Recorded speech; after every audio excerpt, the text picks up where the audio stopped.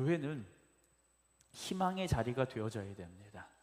세상은 희망을 찾기가 참 어렵습니다. 뭔가 좀 희망이 될 것 같다라고 해서 의지하다 보면 이게 아닌 것 같아요. 또 이게 조금 희망이 될 것 같다라고 생각했는데 그렇지 않은 경우들이 있습니다. 그러나 하나님은 동일하신 하나님이시고 우리를 다시 일으켜 주실 하나님이시고 우리를 회복시켜 주시는 하나님이 되심을 믿으시기 바랍니다. 그래서 교회는 항상 희망이 있어야 됩니다. 그래서 희망의 말이 있어야 되고 희망의 고백이 있어야 되고요. 근데 세상에 가보면 그렇지 않습니다. 다 틀렸어. 네. 다 끝났어. 안 돼. 틀렸어. 뭐 이런 이야기들을 많이 듣지 않습니까? 그러나 교회는 어떻습니까? 할 수 있어요. 다시 회복될 수 있어요. 다시 건강해질 수 있어요. 다시 일어설 수 있어요. 우리가 그런 말들을 할 수 있어야 돼요. 그러니까 누군가 이렇게 대화를 하시다가도 여러분 그렇게 희망의 말들을 하시기 바랍니다. 아유, 네, 들어보니까 다 틀렸네. 이러시면 끝나는 거예요. 네. 힘들고 어려울 때 이야기를 하지 않습니까?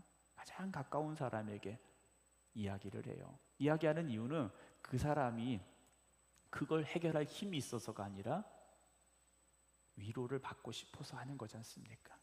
공감을 받고 싶어서 하는 거예요. 그런데 어떤 분들은 그렇지가 않아요. 네, 우리 생극교회는 그런 분들이 한 분도 없는 걸로 제가 알고 있는데, 네, 어제 제가 천안 갔다 왔는데요. 천안에 그런 분들이 있다고 하더라고요. 네. 달라요. 충남하고 충북하고 같은 충청도라고 그래도 전혀 다릅니다. 네, 제가 살아보니까 달라요. 네, 여기가 훨씬 낫습니다. 네. 아멘 안 하시네요. 네.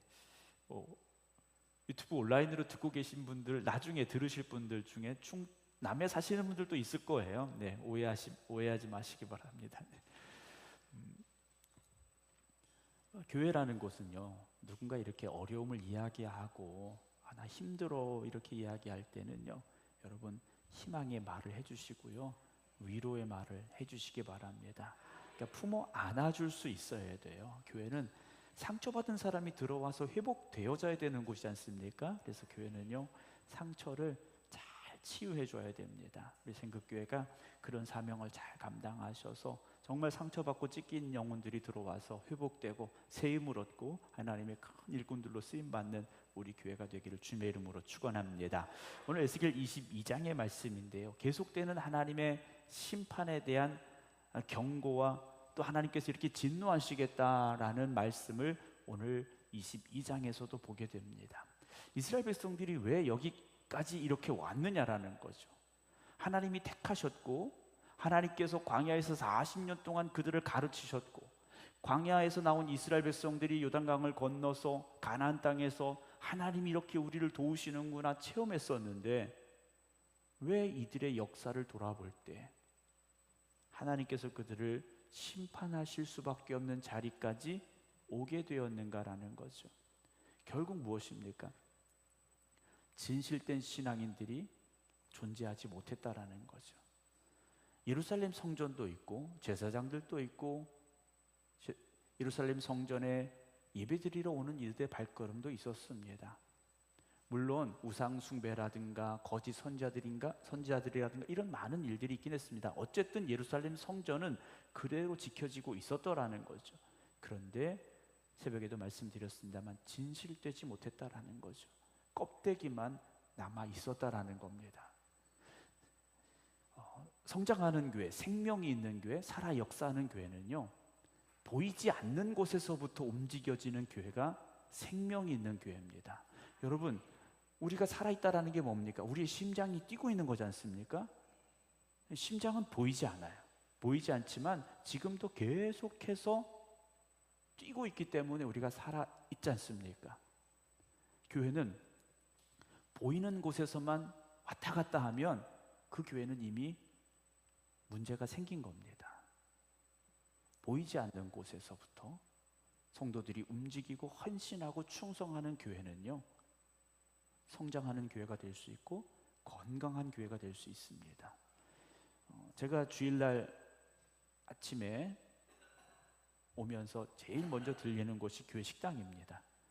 네, 얼굴 도장 찍으러 가는 거 절대 아닙니다. 네. 왜냐하면 주일날 예쁘게 옷 입고 다 그러고 싶잖아요. 근데 이번 여름 얼마나 더웠습니까?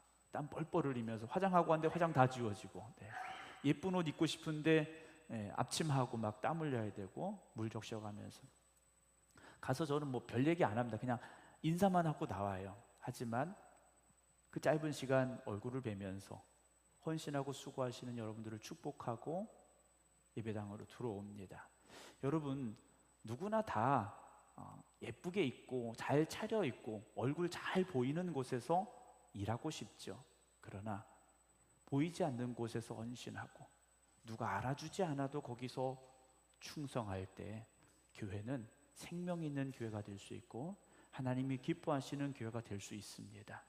제가 생극교회 와서 정말 감사한 건 굳은 일을 마다하지 아니하고 헌신하시는 여러분들을 볼 때마다 우리 교회는 정말 소망이 있구나. 네. 목사는 소망을 보고 있는데 여러분들은 절망을 보고 계신 것 같아요. 네. 소망이 있구나라는 생각을 했어요. 네. 왔을 때 얼마나 침침했습니까? 네. 분위기 별로 좋지 않았어요. 그런데 조금씩 지나면서 제가 이렇게 들여다보니까 소망이 있구나라는 생각을 하게 됐어요. 근데 예루살렘에 살고 있었던 이스라엘 백성들, 유다 땅에 살고 있었던 이스라엘 백성들은요, 소망이 보이지 않았다라는 거죠. 회칠한 무덤 같았고요. 오늘 1절 여호와의 말씀 내게 임하여 이르시되, 하나님께서 에스겔에게 다시 말씀하십니다. 인자야, 네가 심판하려느냐? 이 피 흘린 성읍을 심판하려느냐? 그리하거든 자기의 모든 가증한 일을 그들이 알게 하라 그랬어요. 그냥 심판하시는 게 아닙니다. 그들이 왜 심판받아야 되는지, 하나님께서 무엇 때문에 진노하셨는지 그들이 알게 하라 말씀을 하셔요. 물론 하나님께서 갑자기 전쟁을 일으키고 어떤 재앙을 내리셔서 심판하실 수도 있겠죠. 그런데 하나님께서 알아야 된다고 말씀하셔요. 알아야 된다고 말씀하시는 이유는 그들이 나라가 멸망당하고 하나님의 진노와 심판을 겪어가면서, 그래, 우리가 그렇게 잘못했어, 그런 잘못을 했기 때문에 하나님의 심판을 받았어, 깨닫게 하시기 위해서 알게 하라 하신 거예요. 그냥 벌 받으면 왜 벌 받는지 모르잖아요. 그냥 하루아침에 나라가 망하면 왜 그랬는지 모르잖아요. 근데 하나님께서는요, 그래도 그들을 사랑하시기 때문에 오늘 본문의 말씀 보면 참 하나님의 진노와 심판이 엄하다라는 걸 볼 수 있는데, 그럼에도 불구하고 하나님 그들을 사랑하시기 때문에 알아라, 깨달아라, 지금 이 말씀을 에스겔에게 하고 계신 겁니다. 어떤 죄를 저질렀느냐? 3절입니다. 자기 가운데 피를 흘려 벌받을 때가 이르게 하며 우상을 만들어 스스로 더럽히는 성아라고 말씀을 하셔요. 살인을 하는 사람들도 있었고 우상을 숭배했고, 그러므로 인하여 하나님이 거룩하게 구별하신 이 예루살렘 성이 더럽혀졌다라는 거죠. 그래서 심판의 날이 가까이 왔다라는 겁니다. 하나님께서 기다리고 참아주셨는데 이제는 더 이상 그럴 수가 없게 됐다라는 거죠. 그래서 이 예루살렘 성을 만국의 조롱거리가 되게 하였다라고 말씀을 하셔요. 5절입니다. 너 이름이 더럽고 어지러움이 많은 자여, 가까운 자나 먼 자나 다 너를 조롱할 것이다 라고 말씀하십니다. 여러분, 예루살렘이 하나님의 영광이 임하는 곳, 하나님 앞에 거룩한 예배를 드리는 성전인데 그곳이 세상의 조롱거리가 되게 하겠다 하셔요. 여러분, 교회가 교회답지 못하면 세상의 조롱거리가 됩니다. 세상이 비웃는 자리가 됩니다. 여러분, 하나님의 이 거룩한 성전을 우리가 잘못하면 세상 사람들이 손가락질하고 비웃고 조롱한다라는 거죠.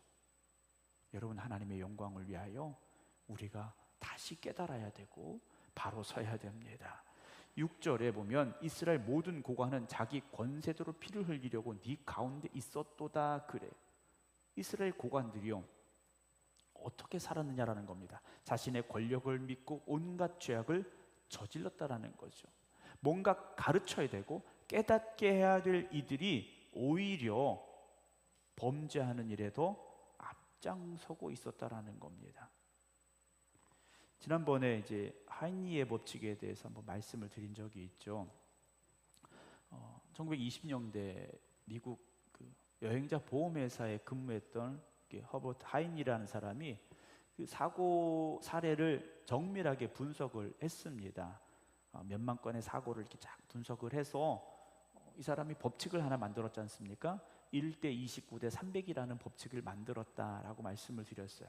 한 번에 어떤 대형 사고가 일어나기 전에 29번의 자잘한 사고가 있었고, 그리고 29번의 사고가 있기까지 300번의 어떤 사고라고 부를 수는 없지만 어떤 사소한 징후들이 있었더라라는 통계를 냈습니다. 1930년대에 그 통계를 냈어요. 근데 그 통계는 지금도 거의 유효하게 받아들여지고 있다라는 거죠. 우리가 잘 아는 타이타닉이라는 큰 배가 침몰이 됐습니다. 그러면 그냥 그 배가 갑자기 어느 날 펑 하고 가라앉았느냐? 그렇지 않았다라는 거죠. 배가 침몰하기 전에 이미 수많은 전조 증상들이 있었고, 배가 파손하는 걸 막을 수 있는 기회도 있었는데 무시했고 사소하게 생각했었다라는 겁니다. 하나님께서 지금 한 번만 말씀하시고 심판하시느냐? 아니지 않습니까? 하나님께서 끊임없이 말씀하신 거예요. 끊임없이 회개할 기회를 주셨고 돌이킬 시간을 주셨다라는 거죠. 그럼에도 불구하고 하나님의 말씀을 무시했고 사사롭게 생각했고 자기가 옳다고 생각했고, 그러다 보니 마지막 그 심판의 자리에 이들이 설 수밖에 없었다라는 거죠. 제가 몇 달 전에 길을 가다가 그 도로에 비가 많이 오고 뭐 겨울에 눈 많이 오고 이게 녹았다 얼었다 하면 패이는 곳이 있죠. 포트홀이라고 불려지는 그 패인 곳을 지나다가 타이어가 펑크가 났어요. 그래서 보험회사를 불러가지고 이제 견인을 해서 왔는데, 그 도로 관리 주체에게 뭐 시청이든 어떤 뭐 이런 데다가 그 보상을 청구하는 게 있다고 알려주더라고요. 그래서 제가 전화를 해서 서류를 해서 보냈어요. 근데 담당 공무원이요, 알고 있더라고요. 거기가 매번 그렇게 비가 많이 오면 그렇게 포트홀 때문에 타이어가 펑크 나는 차들이 많대요. 지난번 말씀드렸지 않습니까? 제 앞에도 2대가 펑크 나가지고 앞에 하나 뒤에 하나 3대가 연달아서 펑크가 났던 그런 지역인데, 우리 생각에는 그렇게 매번 사고가 나면 그쪽을 아예 갈아엎어서 다시는 패이지 않도록 좀 조치를 할 텐데 그냥 구멍난 데만 때우고, 지난번에도 한번 지나다 보니까 똑같아요. 그냥 그 구멍난 데만 또 때우고 이러더라고요. 왜 그런가 봤더니 담당 공무원이 평생 그 자리에 있는 게 아니더라고요. 시간 되면 바뀌는 거고, 또 문제는 뭐냐? 보험이 돼 있어요. 배상 보험이 돼 있어서 보험회사에서 일부분, 또 뭐 시청이든 뭐 군청이든 이런 데서 또 일부분 이렇게 해주다 보니까 그냥 서류상으로 처리하고 보험금 지급하면 끝나는 거예요. 근본적인 문제를 해결하는 노력이 없다라는 거죠.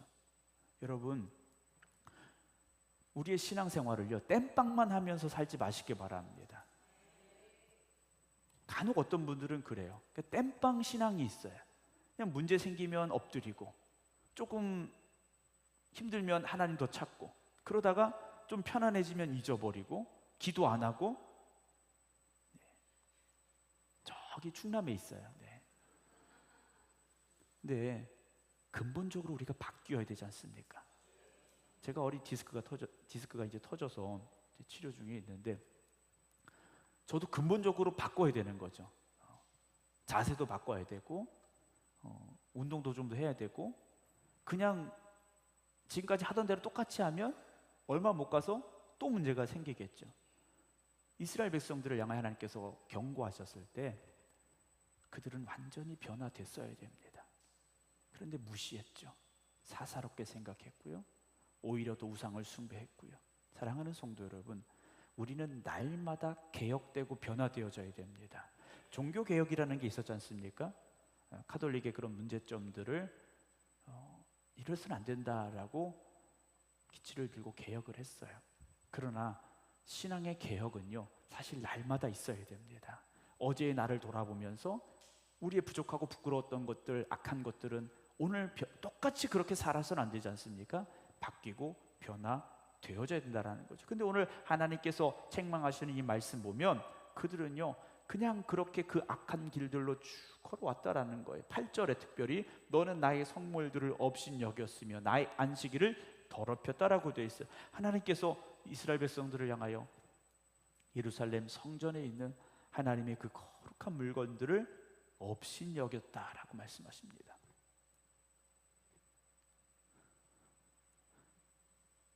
성물들을 업신 여겼다라는 것은요, 하나님을 업신 여긴 겁니다. 하나님을 하나님으로 인정하지 않은 거예요. 그리고 내 안식일을 더럽혔다라고 말씀하십니다. 안식일이라는 건 하나님을 경외하는 자리이고 하나님의 하나님 되심을 고백하는 시간이에요. 그래서 성도들은요, 안식일을 중심으로 살아야 됩니다. 우리가 주일을 우리의 삶의 중심에 두고 살아야 되는 겁니다. 네, 아멘 소리가 조금, 집에 가서 아멘 하시지 말라고 말씀드렸는데, 안식일을 삶의 중심에 두셔야 돼요. 그러니까 교회가 어찌 보면 여러분들의 삶의 가장 중요한 자리, 가장 중요한 시간에 자리 잡을 수 있어야 됩니다. 근데 이스라엘 백성들은, 예루살렘에 살고 있었던 그들은 성전이 눈앞에 보이는데도 그렇지 못했다라는 거죠. 그러다 보니 어떤 일들을 벌였습니까? 9절에 네 가운데 피를 흘리려고 이간을 붙이는 자도 있었고 살인을 하려고 나무를 헐뜯는 사람도 있었고요. 하나님 앞에서 보란듯이 음행을 하고 우상을 숭배하고 온갖 부정한 일들을 저질렀던 이스라엘 백성들이 거기 살고 있었다라는 거죠. 그럼 왜 이렇게 됐느냐? 12절 마지막 봅니다. 나를 잊어버렸도다 그래요. 하나님께서 니네 나 잊어버렸구나, 이 말씀하시는 거예요. 나는 너를 잊지 않았는데 너는 나를 잊었구나 하시는 거예요. 여러분, 삶이 아무리 바쁠지라도 하나님을 잊어버리고 살면 안 됩니다. 삶이 아무리 힘들지라도 하나님을 놓쳐서는 안 됩니다. 제 하나밖에 없는 여동생이 있는데요, 저희 아버지하고 어머니하고 저하고 저희 동생은 어렸을 적에 서울에 갔었는데 제 동생을 잃어버릴 뻔한 적이 있었습니다. 엄마 손 꼭 잡고 가야 되는데 엄마 손 놓고 그냥 아무나 따라간 거예요. 빨리 찾아서 고아가 안 됐지 그냥 가게 내버려뒀으면 고아가 됐을 거예요. 여러분, 잠깐, 그 잠깐을 여러분 사사롭게 생각하지 마시기 바랍니다. 그 잠깐이라는 시간을 별것 아닌 것처럼 여러분 생각하지 마시기 바랍니다. 그 잠깐이 평생이 될 수 있다는 거죠. 하나님께서 그들을 향하여 책망하시며 13절에 이렇게 말씀하십니다. 네가 불의를 향하여 이익을 얻은 일과 네 가운데 피 흘린 일로 말미암아 내가 손뼉을 쳤다라고 말씀을 하셔요. 하나님께서 손뼉을 쳤다라고 말씀하시는데 이 손뼉을 쳤다라는 것은요, 와 잘했다 이 말씀이 아니에요. 하나님께서 그들을 보시고 분노하셔서 두 주먹을 불끈 쥐고 지금 뭐 하고 계신 겁니까? 벼르고 계신 거예요. 그 진노를 쏟아 놓으실 시간을 지금 기다리고 계시다라는 거죠. 하나님께서 두 손의 축복의 은혜를 쥐고 계시다가 우리에게 줄 시간을 기다리고 계셔야 되는데 이스라엘 백성들을 향하여 심판의 시간을 지금 기다리고 계시다 말씀하고 계시다라는 거죠.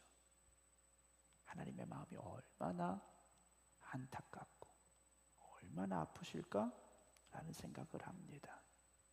14절 내가 네게 보응하는 날에 네 마음이 견디겠느냐 네 손이 힘이 있겠느냐 라고 말씀하셔요. 하나님이 진노하시고 심판하실 때는요, 그걸 이겨낼 사람이 없습니다. 감당할 수 있는 사람이 없다라는 거죠. 16절입니다. 네가 자신 때문에 나라들의 목전에서 수치를 당하리니 내가 여호와인 줄 알리라 하셨다 하라 그래요. 지금 이 어려움을 당하게 될 것인데 그 어려움은 누구 때문입니까? 자기 자신 때문이에요. 이스라엘 백성들 자신 때문에 지금 이런 어려움을 당하게 됐다라는 거죠. 그래서 하나님께서 그들을 향하여 심판하시겠다 말씀을 하시는데 풀무불 말씀을 하십니다. 풀무불에 쇳덩이를 넣고 철광석을 넣고 금을 넣고 은을 넣고 재련을 하게 되죠. 그럼 맨 마지막에 남는 쓸모없는 찌꺼기들이 모이게 되는데 그 분노의 불을 너에게 불어서 그런 찌꺼기 같은 존재들이 되게 하시겠다. 하나님께서 말씀을 하고 계십니다.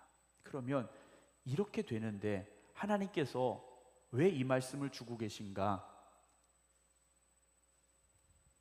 하는 거죠. 왜 이 말씀을 주고 계시는가? 30절 봅니다. 이 땅을 위하여 성을 쌓으며 성 무너진 데를 막아 서서 나로 하여금 멸하지 못하게 할 사람을 내가 그 가운데서 어떻게 했다고 하십니까? 찾다가 그래요. 하나님께서는 예루살렘 성이 지금 눈으로 보기에는 멀쩡한 것 같지만 이미 허물어지고 있고 구멍이 나버린 그런 예루살렘 성인데 이걸 막을 사람을 하나님께서 찾고 계셨는데 도저히 찾을 수가 없었다라고 말씀하고 계세요. 오늘 하나님께서 찾으시는 그 사람이 바로 여러분들이 되시기 바랍니다. 누가 교회를 온전히 세울 것인가?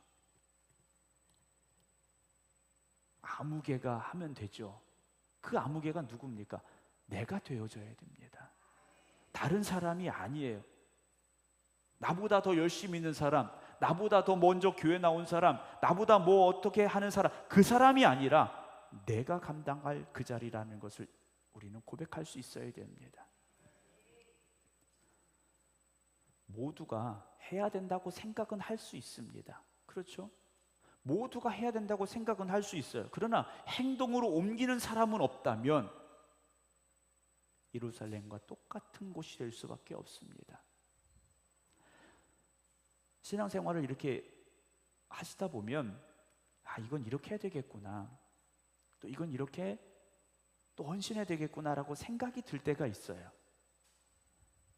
그런 생각 안 해보셨나요? 네.